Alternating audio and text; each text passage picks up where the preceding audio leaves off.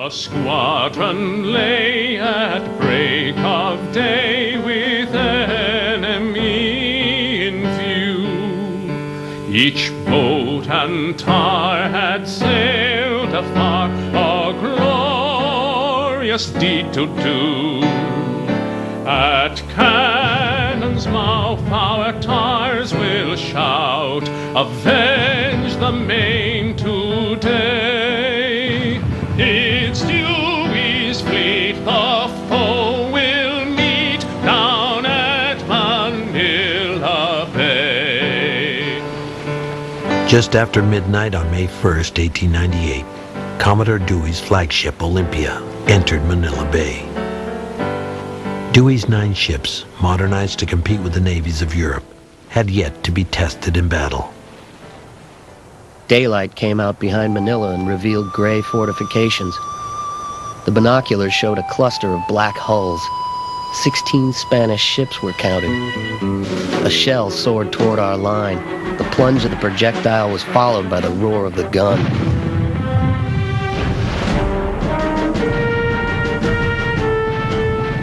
Commodore Dewey's squadron made 5 devastating passes at the Spanish fleet.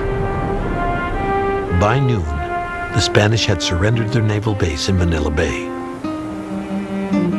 10 Spanish ships were destroyed. 1 U.S. sailor was killed. That American forces could win a great victory clear on the far side of the world rendered Dewey's victory in the Philippines more amazing and more noteworthy. And when the news got back to the U.S., Americans rejoiced as they hadn't since the Civil War. Raise a cheer, all earth can hear. Dewey was the most famous man in the United States. The Spanish-American War was not only the war that probably got the greatest coverage in the newspapers, but it was also the first filmed war. Every vaudeville theater tried to show what were called actualities of the war. Most of them were faked. Most of the first films of the war were shot on the roof of New York buildings with toy boats and bathtubs, blowing cigar smoke to simulate the smoke of battle.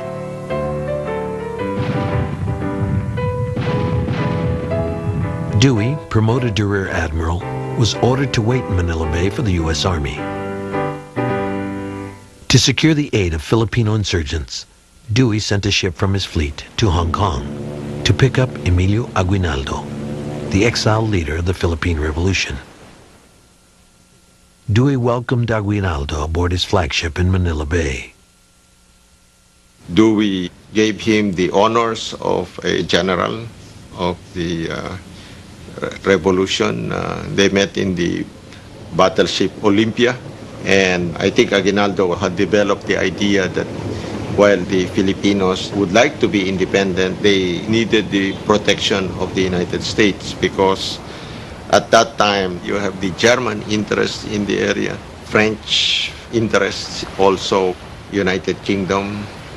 Later on, Aguinaldo wrote in his memoirs that Dewey made promises to support the revolution, but there was one thing wrong, and that was there was no written promise made. Aguinaldo wanted to get a promise, but Dewey said, "My word is stronger than the most strongly written statement there is." I think if I were going to put myself in the shoes of Aguinaldo, being really naive, you know, he was just a simple general in the Philippines. So he took the word of these Americans as, you know, accepted it as true. Aguinaldo returned to his family's mansion in Cavite, just southwest of Manila, to devise with his generals a strategy to defeat the Spanish. Compatriots, divine providence is about to place independence within our reach. The Americans have extended their protecting mantle to our beloved country, now that they have severed relations with Spain, owing to the tyranny that nation is exercising in Cuba. The American fleet will prevent any reinforcements coming from Spain. There, where you see the American flag flying, assemble in numbers. They are our redeemers. General William Shafter. In a little rustic cottage in the far-off Philippines sits a little black-faced maiden all alone. Spain's army in the Philippines was trapped in Intramuros, a walled city within Manila, built by Spanish conquerors 300 years earlier. Aguinaldo's insurgents had besieged the stronghold for nearly 2 months. They had gotten Manila almost completely surrounded to the extent that the Spaniards were running low on water and food. And Aguinaldo at this point asked the Spanish commander to surrender Manila to his forces. But the Spaniards, with their sense of pride, refused to do that. They feared that the Filipinos would take vengeance on them, that the Filipinos would murder them and rape their women. Aguinaldo hoped that Rear Admiral Dewey's fleet would bombard Intramuros and force the Spanish to surrender to the Filipinos. But Dewey had been waiting for U.S. land troops, who began arriving in July. The Filipinos had been led to believe that the Americans were their redeemers, their liberators, and so for as long as Dewey's fleet was there, it was all right. But when the soldiers came in, then the Filipinos began to have their doubts and became suspicious about American motives. The American soldiers, on the other hand, arrived thinking that they were really going to educate these people, and a lot of them equated the Filipinos with blacks, Negroes, and they looked down on many of them. The Filipinos were portrayed by the press in a very different way from, say, the way that the Cubans had been portrayed prior to the U.S. intervention. What was more common was to portray the Filipinos as children, so that Uncle Sam would have to come in and establish a kindergarten and would educate the Filipinos for self-government.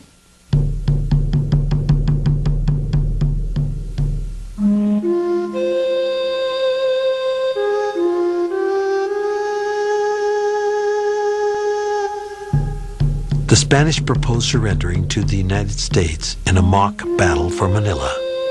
Few soldiers would be harmed, and the Spanish would maintain their military honor. Filipinos would be kept out of Intramuros by the U.S. Army.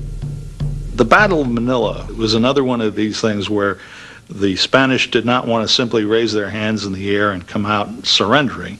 It was almost like the reenactments that you see today of Civil War battles. Everybody knew who was going to win. The Spaniards raised the white flag, the Americans rushed into the city as planned, and the Filipinos were left holding an empty bag. Before they knew what had hit them, they were still surrounding Manila, but Manila had changed hands into the Americans.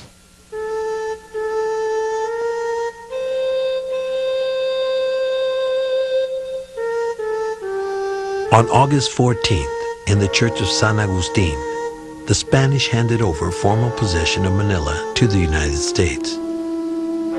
And like General Garcia at Santiago, Aguinaldo and his insurgents were barred from entering the city. Filipino leaders retreated to a monastery north of Manila to organize a government independent of the United States. The people struggle for their independence, absolutely convinced that the time has come when they can and should govern themselves. Emilio Aguinaldo. Of men. They don't think it's possible for a democracy to be an empire. That trying to rule an empire thousands of miles abroad, they're convinced will corrupt American democratic institutions. But they also can't imagine absorbing the peoples of the Philippines in any form into the American Republic. Is the Republic to remain one homogeneous whole, one united people, or to become a scattered and disjointed aggregate of widely separated and alien races? Steel magnate Andrew Carnegie. Part of the treaty terms with Spain included $20 million for the Philippines. Carnegie, apparently sincerely, offered to pull out his checkbook and write a check to the United States government for $20 million, and in return for which he wanted McKinley to give the Philippines their independence. Carnegie and former President Cleveland petitioned the Senate to reject the treaty, still 2 votes shy of ratification. The final vote was scheduled for February 6, 1899. In Manila, U.S. and Filipino soldiers eyed each other suspiciously across a neutral divide. Just 2 days before the final Senate vote, a U.S. Army private on patrol spotted 2 Filipino soldiers crossing the San Juan Bridge to American lines. He shouted for the soldiers to halt. A Filipino soldier was not understand the word halt. So ignoring that warning, continued. He continued to move towards the American lines. The Americans fired from their end, and there was now a reply on the Filipino end. There's a strong sentiment that flashes through the Senate that we have to support our boys in the Philippines. I mean, it's like there was a patriotism aroused instead of doubts. I mean, the fighting in the Philippines causes a lot of people to have doubts, but in the Senate, it has the impact of turning a number of people who were thinking of opposing the treaty into supporting it. 2 Democrats switched sides, and the Senate narrowly ratified the treaty.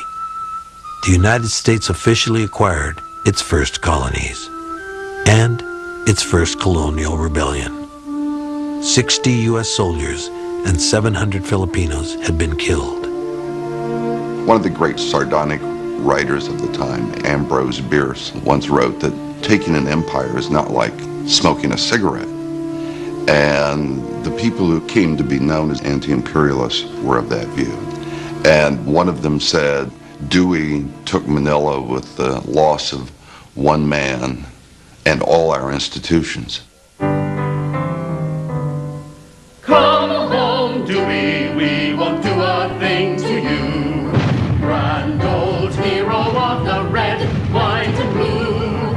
70 million people with nothing else to do. Wait for your coming and they'll make it warm for you. Rear Admiral Dewey doubled his order of ammunition from Washington to help put a swift end to the Filipino insurrection.